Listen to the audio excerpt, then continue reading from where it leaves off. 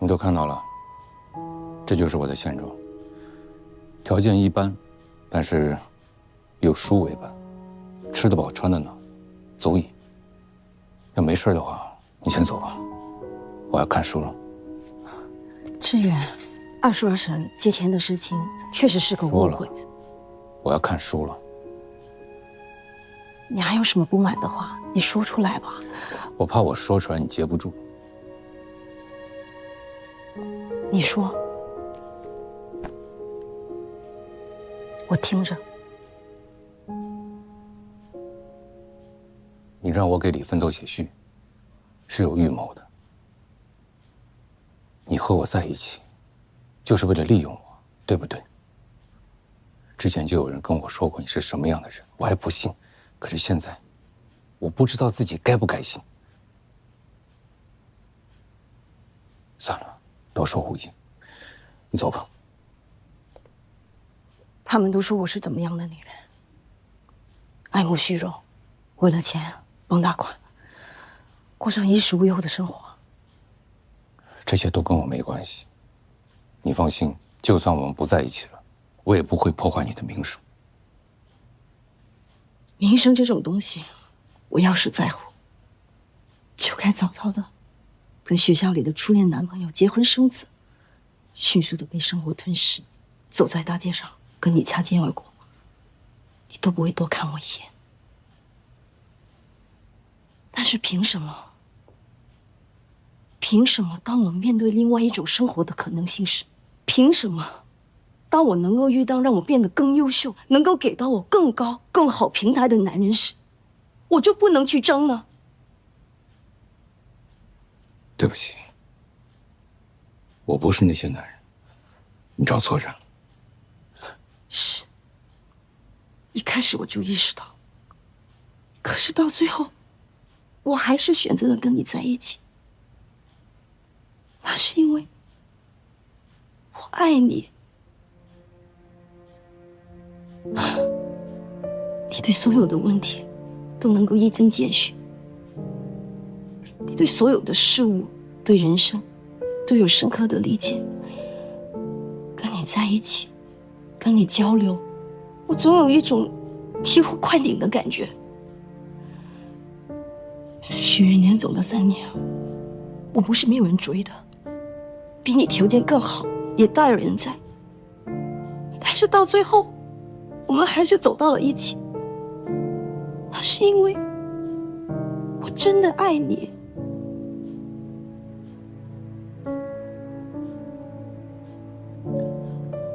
你大可不必这么说，我就是一个教书的，尖酸刻薄，为人傲慢，没有你说的这么伟大。志远，我知道这一次我这么做让你很失望，但是我真的希望你能够理解我的难处。这个现在真的面临着很大的困难。其实我本可以关门了之，但是如果我这么做的话，就更加坐实了那些人对我的传闻。我要证明给所有的人看，我邱丽素站在更高、更好的平台时，也能够做出一点成绩。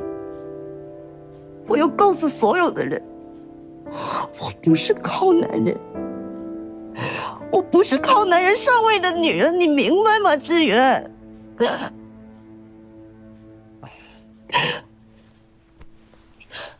我知道你公司有难处，我也没说不帮，但是我有自己的原则。我知道你有原则，这也是我这么爱你的原因之一。我也很庆幸，我们的孩子能有你这样的一个父亲。我们的孩子，志远，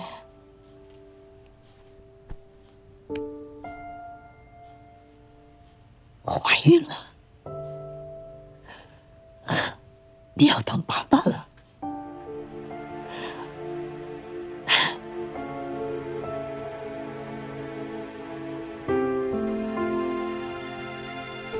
我回家吧，好吗？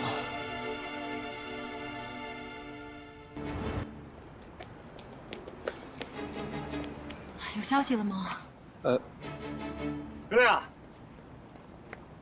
我们俩去了一趟那个辖区的派出所。啊哈，那警察说啊，他帮着给各个路口的那个监控再帮着搜一遍，然后我把新通电话留给他们了。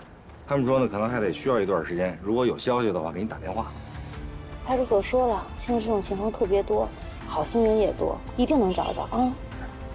电视台、电台、报纸还有网络的寻人平台，我已经把阿姨的照片和相貌特征都发出去了，希望有好心人看了能给咱们提供线索。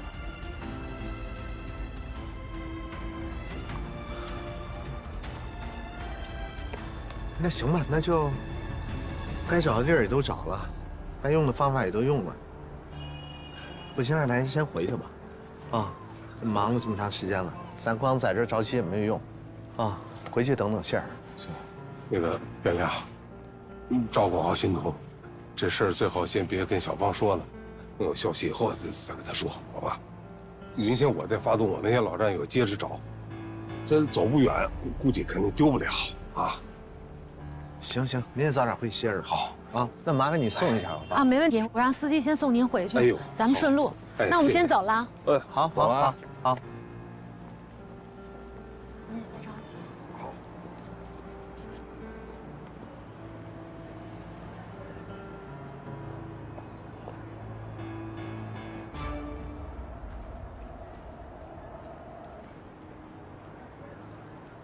先回去。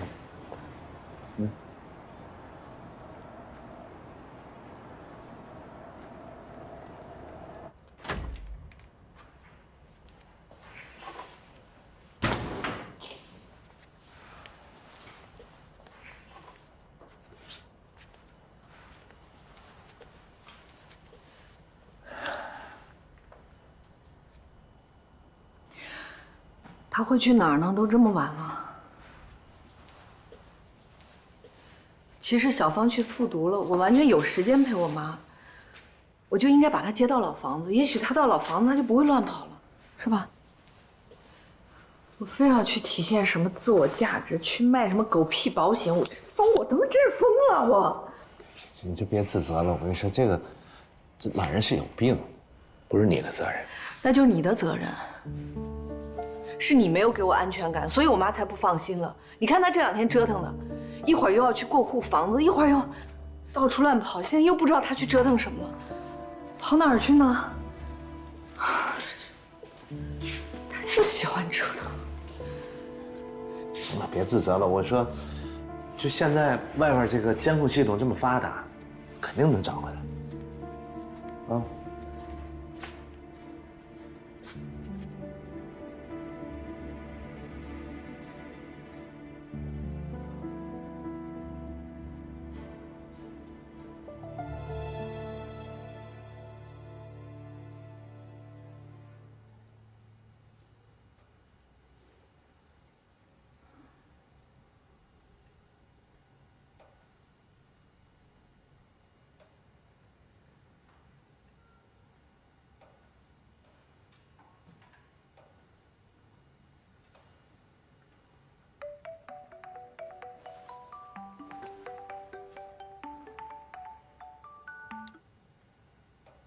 喂，您好，我是南山分局的，请问是付欣桐女士吗？我是。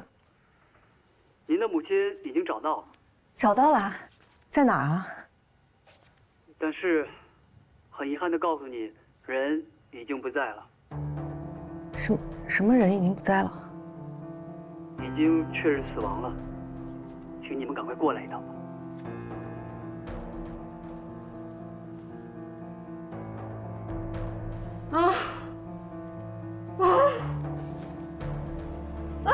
怎么了，欣桐？怎么了？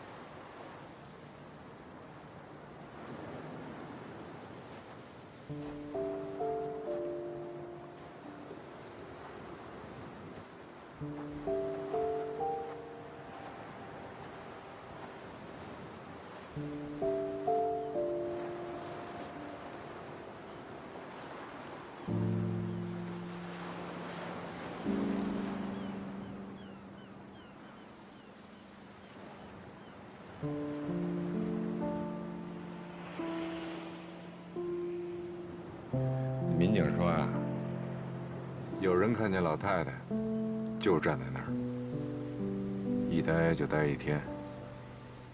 等到退潮的时候，人就不见了。等这过往的渔船把人给捞上来，都已经没救了。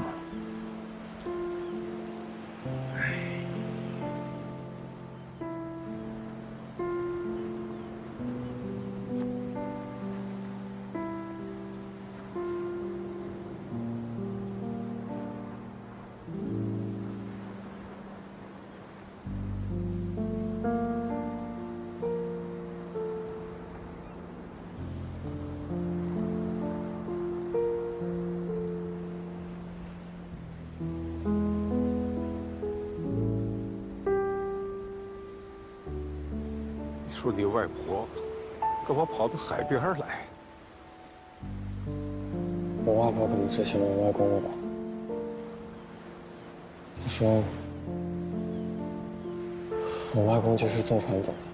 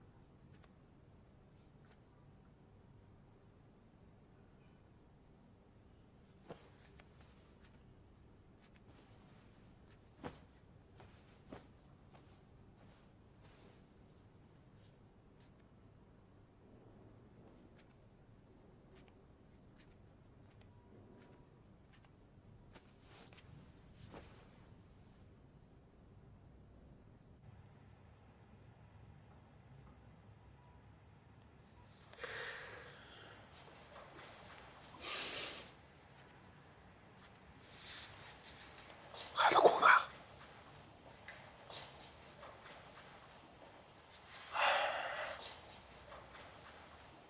你坐那儿不说话。这哪让啊？你这么下去，这身子就拖垮了。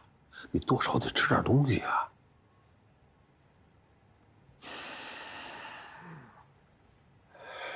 人呐，有时候最难过的，就是哭不出来。哎，爸，要不我上去吧？我妈应该会听我的。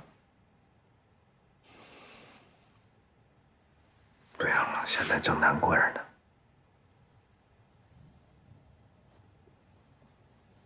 要不这样，今天家里边就不做饭了，你领小芳出去吃点吧，我在家陪陪欣桐，一会儿我劝劝她。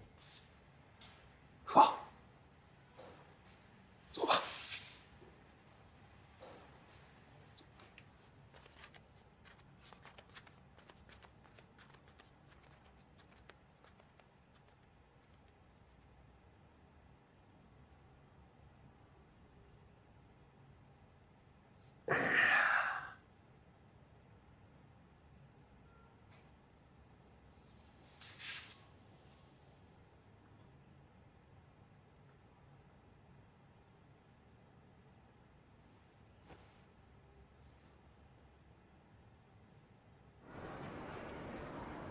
爷，我外婆是不是特别孤单呀？为什么这么说啊？她要是不孤单的话，就不会一直想我外公，也不会去海边。就不会。别胡说了，你姥姥就是生病了，知道吗？她恍恍惚惚的，就不知怎么走到了海边，结果让海水给卷走了。但是，她为什么不去找她的朋友玩，或者让我妈陪着她呢？嗨，我怎么跟你说呢？啊，对你们小孩来说啊，花时间陪伴大人，这个可能是一件挺容易的事儿。可是对大人来说，这事儿就不那么容易了。哎呀，这个世界呀，有很多事情都特别奇怪。比如说，你以前曾经有时间呐去享受每一天美好的生活，但是可惜的是，你不懂得珍惜呀。今天呢，我现在有大把的时间了，也意识到应该好好的享受生活了。但是，对不起，时间不允许了。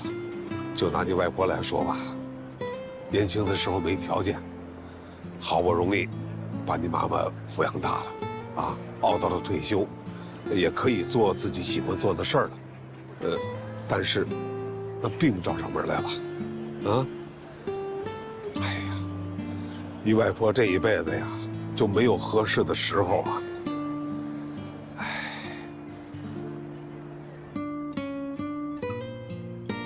爷，我去买个蛋糕。哎，等会儿，不，他刚才不是吃了一大碗面条吗？你又饿了？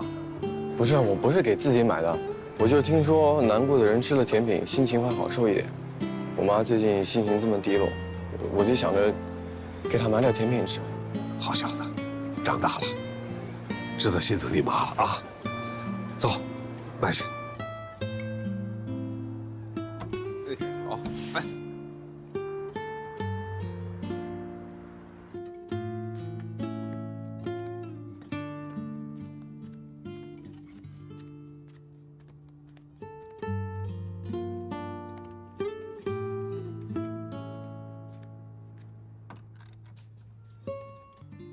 还没睡呢。哦，我把这一页看完就睡。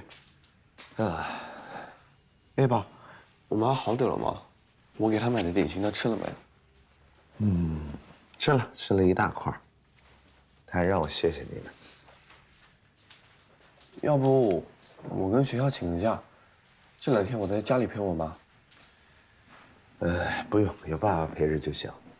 你呢就踏踏实实好好的学习，你能少让她操点心也是好事。行，听你们的。行，早点睡吧。明天我给你叫个车送你去学校。啊。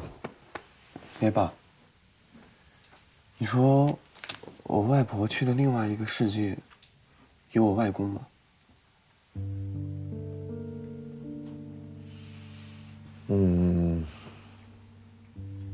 或许吧。怎么了？我知道，再也见不到他了。但是如果他有我外公照顾的话，我妈的心里会好受一些。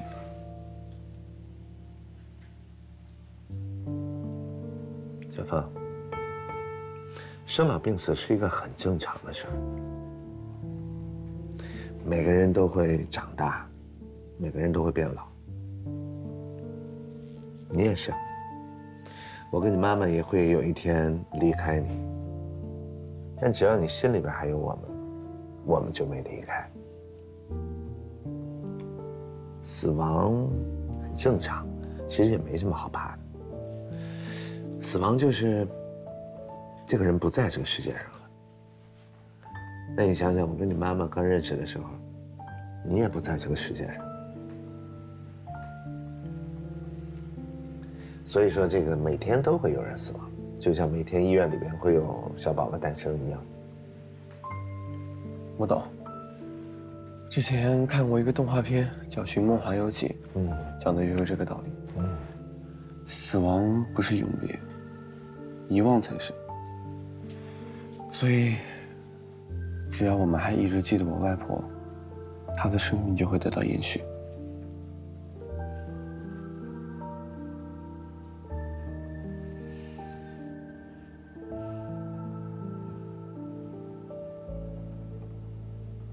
早点睡吧，别看了。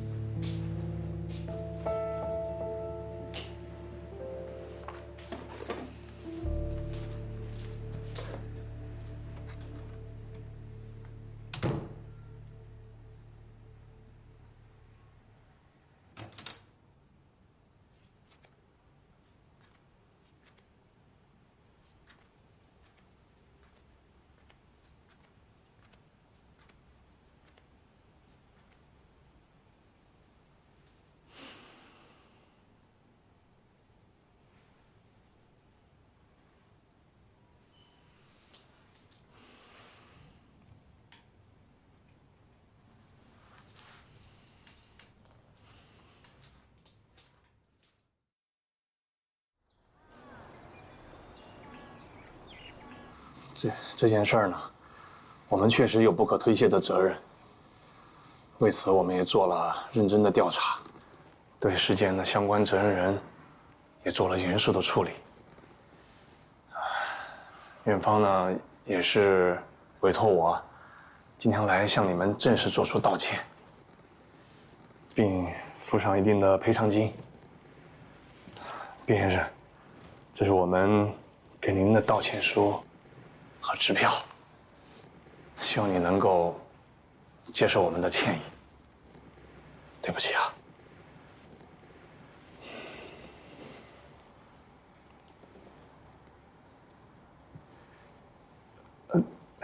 您如果还有什么要求，都可以提出来，咱们可以再协商嘛。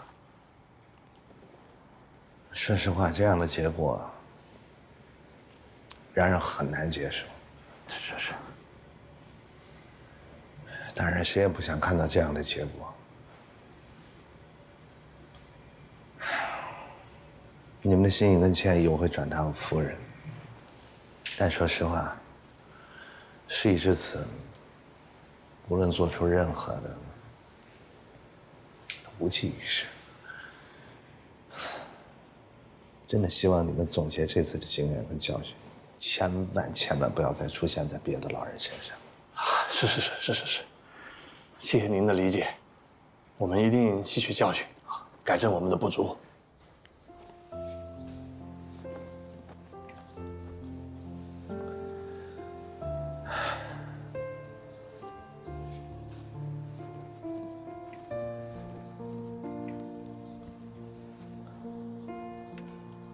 这么多眼镜。那些都是卞大爷给阿姨准备的，怕阿姨找不着闹心，就一下子买了好多副，让放在各个地方拿绳子拴着，这样阿姨在哪儿都能找到老花镜。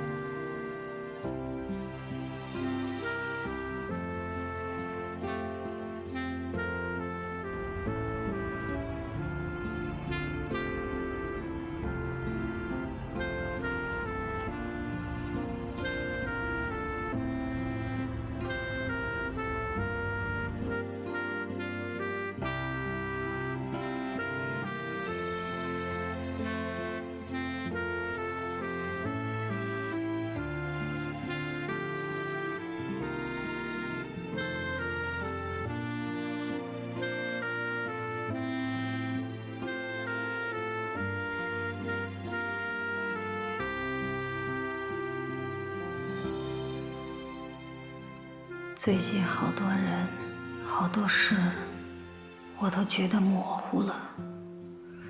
只有你小时候的样子，我记得最清楚。做梦也总是梦到你小时候的样子。因为从那以后，你父亲就离开了我们，从此就我们母女在一起生活了。对你来说，我是一个强势的妈妈，一直对你很严厉。其实，我这心里头特别难受。每当我回头一看见你乖巧懂事的模样，看得我心疼啊。如果我能够看到自己的背影，我想他一定很忧伤，因为我把快乐、倔强都留在了前面。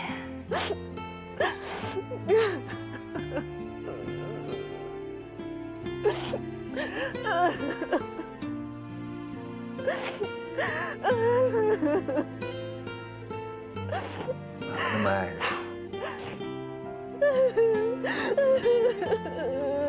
妈妈，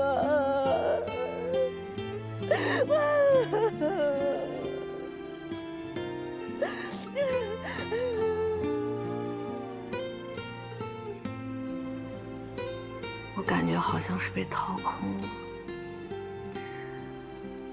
我甚至不知道这种感觉是不是悲伤，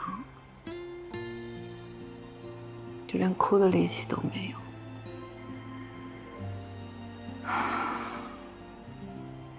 你妈妈去世的时候，你哭了吗？没有。为什么？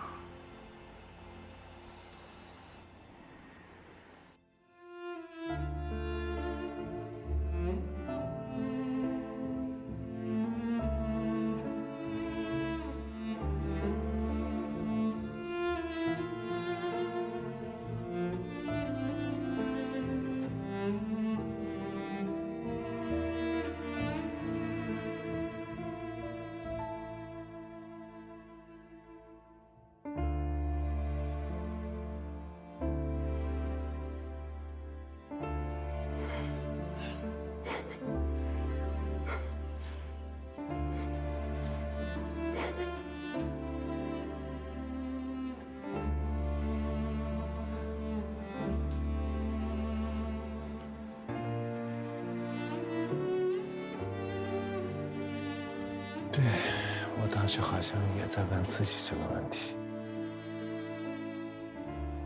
为什么连我妈妈去世了我都没哭出来？尤其在葬礼的时候，我觉得所有人都在看着我。我当时不懂，这就是成年人和孩子不一样的悲伤吧。直到有一天，我在马路上碰到一个阿姨，她说是我妈同事，上来就直愣愣地问我，说你妈是不是得癌症死了？我眼睛一下子就模糊起来了，我回答不了这样的问题。我就绕过他走了，就听见他在后边一直在说我不懂事儿、没礼貌，他是在关心我。但好像就从那一刻，我才清楚地意识到，我妈是真离开我了，再也回不来了。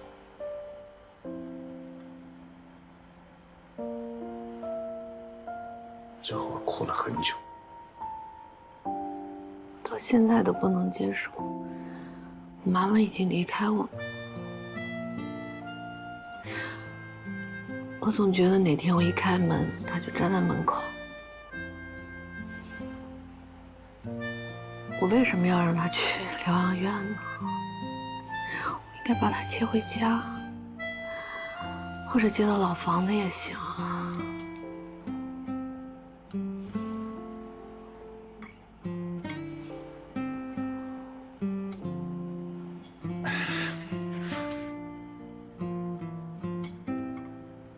别太自责，这件事情接受肯定需要一个过程，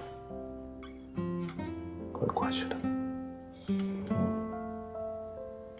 我们都知道这一天早晚会来的，其实我们也都给了自己的心理暗示。我接受不了，我太不了解我妈了。我一直觉得她很恨我爸爸，恨我爸爸抛弃我们，远走他乡。我从来都不敢在我妈面前提我爸，甚至后来海外来信告诉我我爸去世的消息，我都没有跟我妈说。可是这段时间他生病，我才发现我妈其实很爱我爸爸，在她记忆里留下的都是我爸跟她在一起最美好的时光，所以她才会去海边等我爸爸。可惜我明白的太晚了。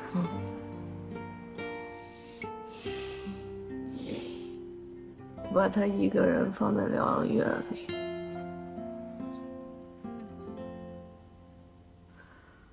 我特别自责，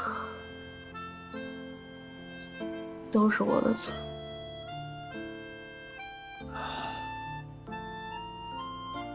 没必要自责，我们都想着给他最好的医疗。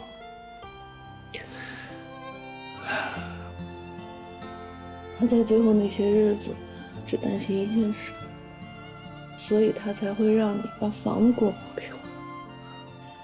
他日夜担心的就是我得不到妥善的照顾，可是他的无助、悲伤，他的手足无措，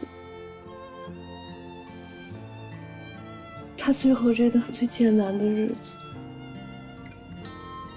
我这个做女儿的却视而不顾。我是个什么女儿？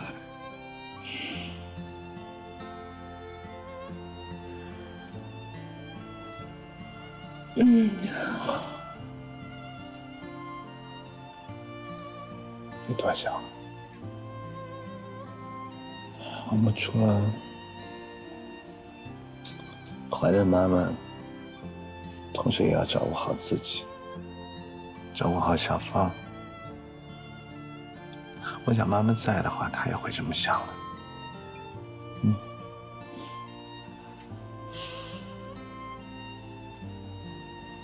我想我妈，太想她了。我想我妈。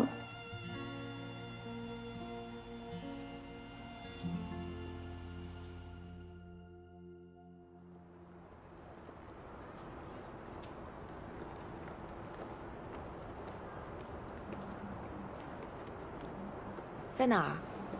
这边。来，你看，就这儿。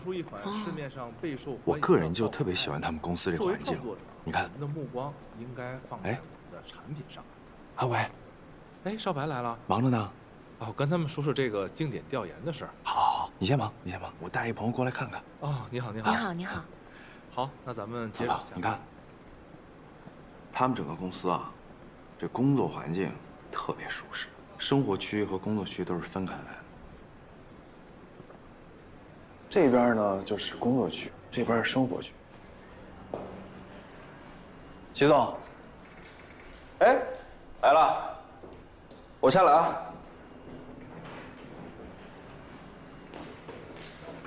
齐总，哎，你好，你好，你好。这就是我跟你说过的文草草。你好，你好。哎，里边请。来来来。坐，随便坐。好嘞。来，喝水。谢谢啊。哎呀，谢谢。齐总，齐正，我跟你之前说过，就是他这家公司现在在研发业，以后了不得。小公司，小公司。文草草呢，我在赫拉的时候对我特别照顾。其实他也没比我早去赫拉多长时间啊，但是学得特别快。哎呀，那工作状态我是见过的，打了鸡血一样。所以我们的领导也特别认可和重视他。他这个说的太夸张了，我就是其实对 IT 啊或者 APP 这种东西真的不是很懂，也没有什么经验。其实啊，没经验倒没事儿。从技术来说的话，我们公司其实不需要人手了。但我们需要有创意。你之前是做销售的是吧？我在赫拉也积攒了不少关于营销方面的经验。平时有什么爱好吗？爱好？这跟工作有什么关系啊？这了解客户需求比技术重要多了。当然了，技术过硬那是必须的，我们公司没有问题。我之前是学表演的，不过这好像也没有太大的帮助。哦，我平时会写一些小网文什么的。网文？小说。差不多。都什么类型？情感类的。哎，这挺好啊。我们公司呢，其实你也看到了，就是一大帮直男。有时候客户挺歧视我们的。之前我不是跟你说了吗？我们做了那个手账的 app， 然后客户一直跟我们聊女性的视角、女性的类型，一下给我们聊懵了。然后最后嫌我们做的东西特别直男。哎呦，其实我觉得，如果你愿意加入我们公司的话，给我们带来一些新的想法或者新的创意什么的，这个挺好的。我当然愿意。那就好，那就好。是的，是的，是的。其实，现在真的啊，就是因为开发，这些软件或者说产品很多都是理工男，所以他们所站的视角和维度就相对会有一些局限性。很多时候很需要女性视角的观点来润色。草草在这方面真的没问题。是。哎，我再多问一句啊，你之前在赫拉挺大的公司，为什么出来了呢？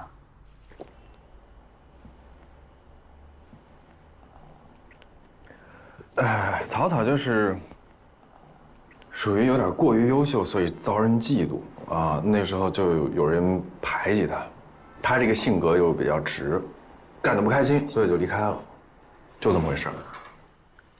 哎，我跟你说真的，他要能来你这儿，你就捞着了。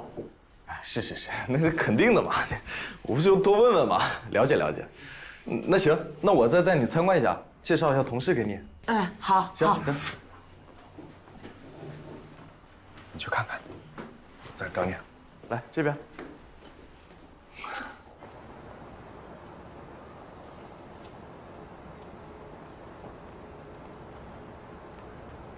领导最近怎么样？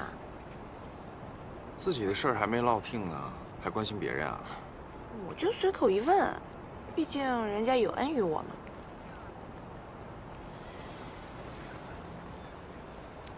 那好。边总家最近不太好，他岳母刚去世，他最近必须得在家照顾他太太。那我就随便做点了啊，你先休息一下。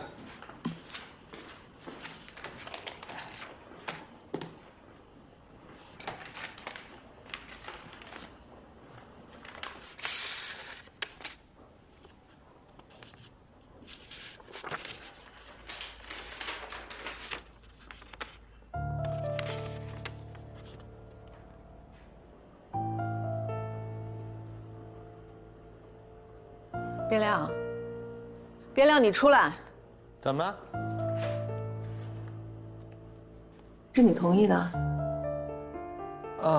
这个他们就想这么草草就了事儿了，就这么一封道歉信，就这点钱，就把责任都推卸干净了。你问我了吗？你尊重我的意见吗？不，欣桐是这样，我是想这事儿怕你再糟心，我就答应了。是这样，人家呢道过歉哈，也问过我们的意愿，我是想，那老人既然已经都，那可是我妈，那是一条活生生的人命。是。我们是给疗养院付了钱的，对吧？他们有责任有义务看管好我妈。我妈从他们医院走出去了，人就没回来，他们就想结束了，太草率了吧？你还能答应？你真够仁慈的。不行，我得找他去。欣桐，你别着急啊。我说咱们先好好商量商量，商量完了以后。你跟我商量了吗？你尊重我的意见了吗？是。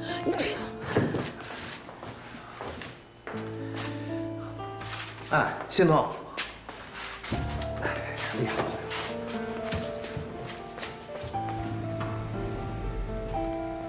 哎，欣桐。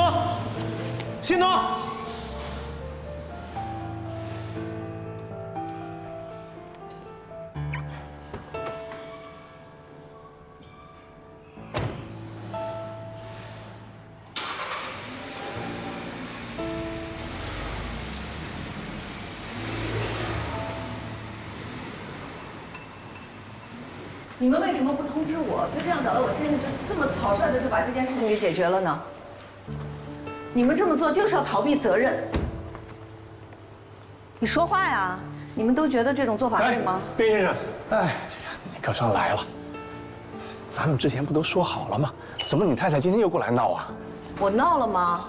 我只是作为一个病人家属，我来讨个公道。是，主要是我太太这母亲刚去世，确实还是没法从这个悲痛里边走出来。咱们慢慢说啊，有什么要求咱们慢慢说啊。对，你们的心情我都理解。那您说吧，还有什么要求？是，就是咱们心平气和的，有什么要求咱们就提出来。之前人都很配合。好，他们配合是吧？既然他们已经承认他们是犯了错误，那不是一个道歉信就能解决的问题。我要求你们登报，公开给我道歉，让大众都知道你们犯的错，让你们的上级单位也知道。在这样的前提下，我们再来讨论一个合理、公正、透明的赔偿方式。边太太，你这不是为难我们吗？那首先，我们确实工作上有失误，但是我们也是第一时间就跟你们联系赔偿。如果你要觉得赔偿金不够，那咱们可以再商量。不是赔偿金的问题，我不是要钱，我就是要一个说法。你们怎么就不能道歉呢？这就是你们犯的错吗？你们怎么就不愿意承担这个责任呢？上级部门已经对我们养老院做出了处罚，但是你还要让我们登报道歉，我没这个权利。你们犯了错，你们不应该道歉吗？不应该让公众都知道你们的失职吗？你们难道想逃避你们的责任吗？是，我们没有逃，之前就跟边先生沟通好了，他也答应了。你们跟他沟通有什么用啊？那我是直系亲属，我是他的女儿，你们不跟我沟通，你们就是想逃避。他倒是大度，他就答应了，我答应了吗？你问过我吗？边先生，要不然咱们去办公室聊。为什么要去办公室聊？就在这儿，把事情说清楚，大家都在这儿听着呢。咱别这么着急，你这么着急解决不了问题，咱不能这么苛刻。我怎么苛刻了？那是我妈妈，是跟我相依为命的人，她现在没有了，就是因为他们的工作，她现在没有了。你让我怎么平静？我知道。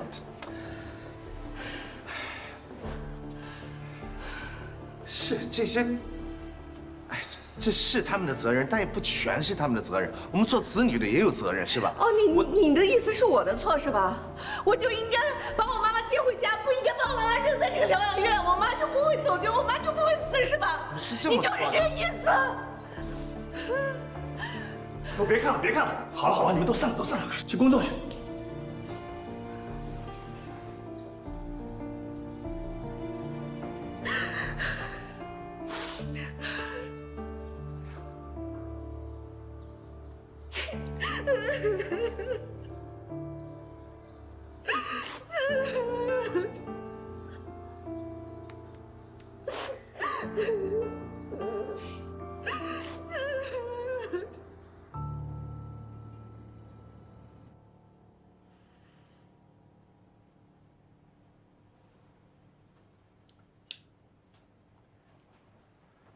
老公，我想出去走走。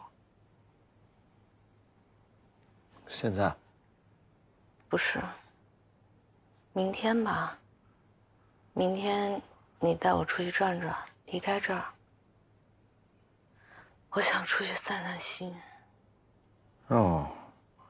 哎，你别说这个好想法。哎，我还真有个好地方，一直想去来着。行，我安排啊。快睡吧。你也赶紧休息吧，这2天没少折腾你，你不会怪我吧？怎么会啊？行，早点睡啊。